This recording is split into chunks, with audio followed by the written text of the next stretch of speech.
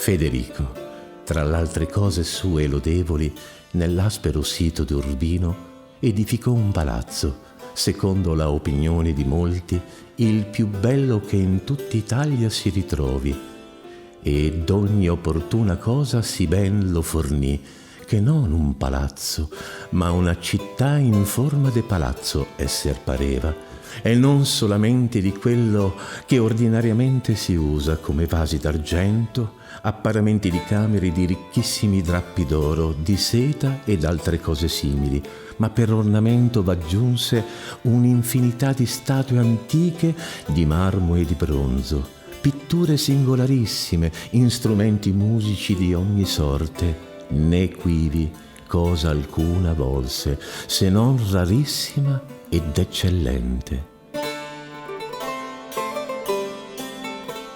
Ci troviamo ad Urbino, una delle capitali del Rinascimento italiano. Quello che stupisce di Urbino sono le facciate di mattoni dei suoi edifici, e tra questi edifici, ovviamente, spicca il palazzo costruito dal grande Federico. Il Palazzo Ducale di Urbino, un palazzo che è una meraviglia del Rinascimento, al quale misero mano svariati architetti. Vorrei citare Luciano Laurana, al quale si deve la grande e fiabesca facciata dei Torricini e il meraviglioso cortile d'onore, e Francesco di Giorgio Martini, al quale dobbiamo tutto ciò che in realtà quasi non si vede, ma che era utile alla logistica di questa grande dimora.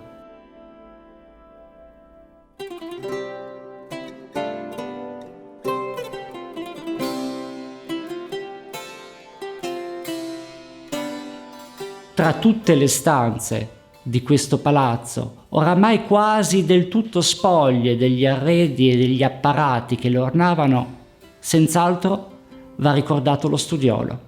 Un intimo ambiente, ancora ad oggi fortunosamente rimasto intatto quasi dal 400, con la parte bassa realizzata in legno intarsiato, degli intarsi prospettici, degli intarsi che simulano degli armadi con degli sportelli aperti, e quegli armadi con quegli sportelli aperti ci fanno intravedere svariati oggetti.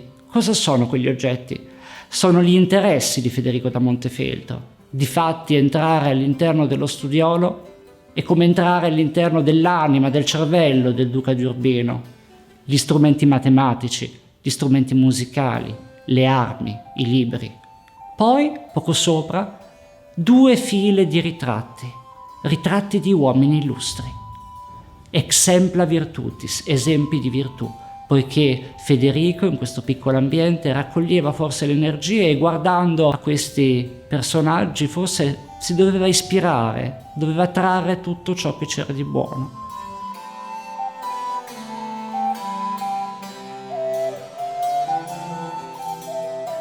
Tra i vari oggetti intarsiati sulle pareti dello studiolo ritroviamo anche uno spartito musicale, una musica cantata che inizia così: Bella gerit musasque colit. Ecco, una sintesi di quello che era Federico da Montefeltro, signore della guerra, amante delle muse.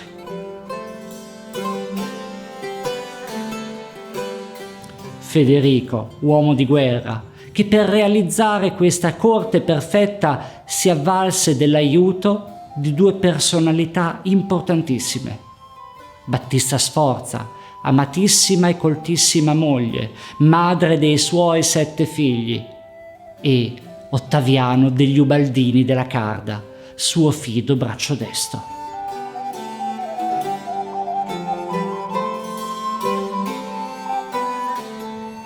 Il meraviglioso palazzo concepito da Federico da Montefeltro era sede di una corte dove architetti, artisti, letterati e matematici conversavano tra loro, conversazioni che hanno reso Urbino una delle capitali del Rinascimento italiano.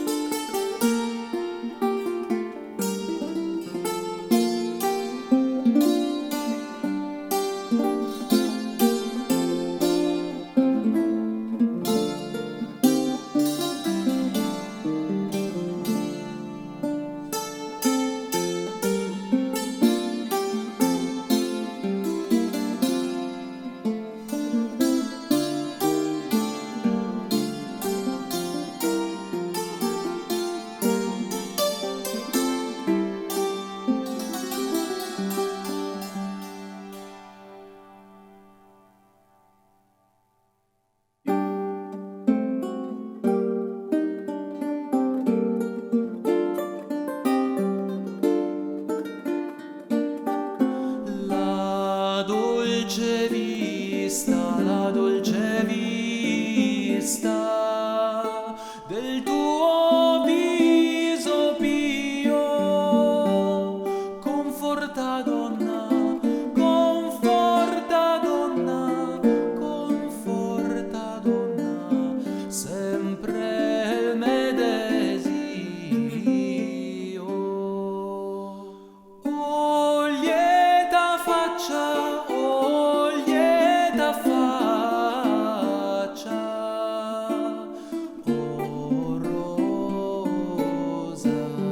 oh rosa colorita,